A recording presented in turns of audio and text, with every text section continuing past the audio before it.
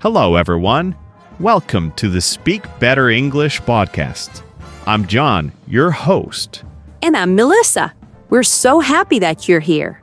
On this show, we explore English through real stories, fun topics, and everyday conversations. That's right, Melissa. And today, we're talking about one of America's most heartwarming and delicious holidays, Thanksgiving. Just saying Thanksgiving makes me think about turkey, pumpkin pie, and stretchy pants. Same here. But Thanksgiving is so much more than just food. It's a day about gratitude, family, and tradition. So, John, let's start simple. What exactly is Thanksgiving? Well, Thanksgiving is celebrated in the United States every year on the fourth Thursday of November. It's a time when families and friends come together to share a big meal and give thanks for all the good things in their lives. That's just beautiful. And it's also a time for sharing, right?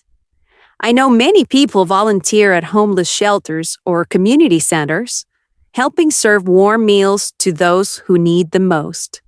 Exactly. That's the spirit of kindness and generosity. It's really what Thanksgiving is all about. Now, let's go back, way back, about 400 years ago when this holiday first began. Oh, yeah. The story begins in 1620 with a group of people called the Pilgrims.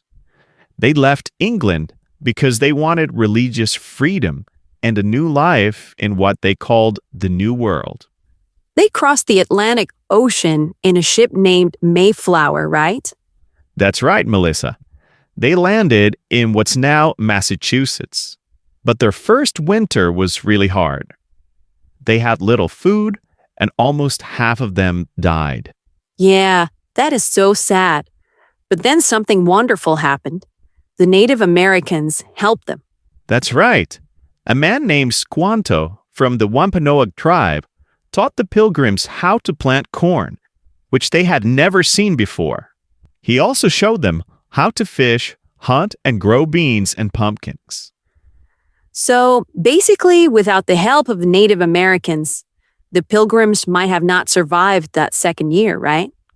Absolutely right. And that's where the first Thanksgiving story begins. By the fall of 1621, the Pilgrims had a successful harvest, and they wanted to celebrate. They invited about 90 Native Americans, including their chief, Massasoit, to join them for a 3-day feast. 3 days? Wow, that's a serious party. Ha! Yes, they really knew how to celebrate. The Pilgrims prepared turkeys, pumpkin dishes, and corn, while the Wampanoag guests brought deer.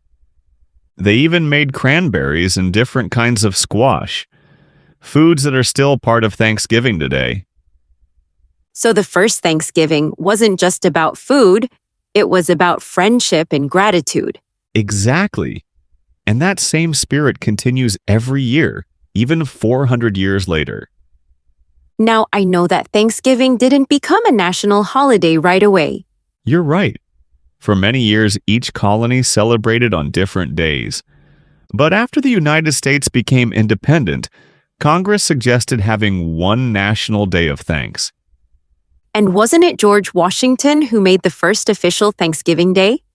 Yes, in 1789, he declared November 26th a national day of Thanksgiving. But it wasn't until 1863 during the Civil War that President Abraham Lincoln made Thanksgiving a national holiday, choosing the last Thursday of November. So that's how we got the Thanksgiving we know today. Amazing. Today, Thanksgiving is one of the biggest celebrations in America. Families cook huge meals: turkey, stuffing, mashed potatoes, cranberry sauce, and of course, pumpkin pie. Pumpkin pie, my favorite part of the day. Mine too. And many families also have fun traditions. Some take turns saying what they're thankful for, others watch movies, and some, let's be honest, fall asleep right after dinner. That's true. Too much turkey will do that to you. But it's not just about food. Thanksgiving also means football and parades. Right. Every year, teams like the Detroit Lions and Dallas Cowboys play special Thanksgiving games, and many families play their own friendly matches in the backyard. Another big tradition is the Thanksgiving Day Parade. The very first one was in 1924 in Detroit, Michigan, but the most famous is Macy's Parade in New York City.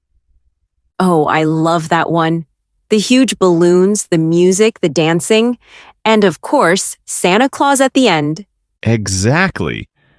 The parade starts at 9 a.m. and lasts about 3 hours. It features giant balloons of cartoon characters, marching bands, and colorful floats. Fun fact, did you know that the first Macy's parade didn't have balloons at all? They used live animals from the Central Park Zoo instead. No way, that's wild. Literally.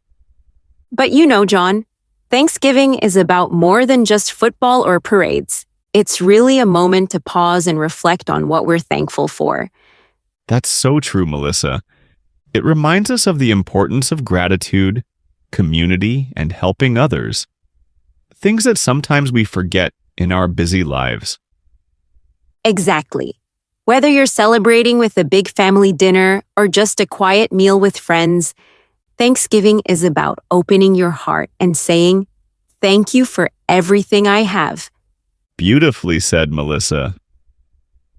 Well, guys, that wraps up our Thanksgiving episode. But before we go, we've got a little language challenge for our dear listeners. Yes, we want you to practice using 5 expressions of gratitude in English this week. You can start simple, like "I appreciate that" or "that means a lot to me." Try using them in real conversations when with friends, classmates, or even in a thank you note. And share your favorite new expression in the comments below. We'd love to see how you express gratitude in English. That's right. Because the more you use real expressions, the more natural your English will sound. Thanks for listening, everyone. And from both of us, happy Thanksgiving. Stay grateful, stay curious, and as always, keep speaking better English.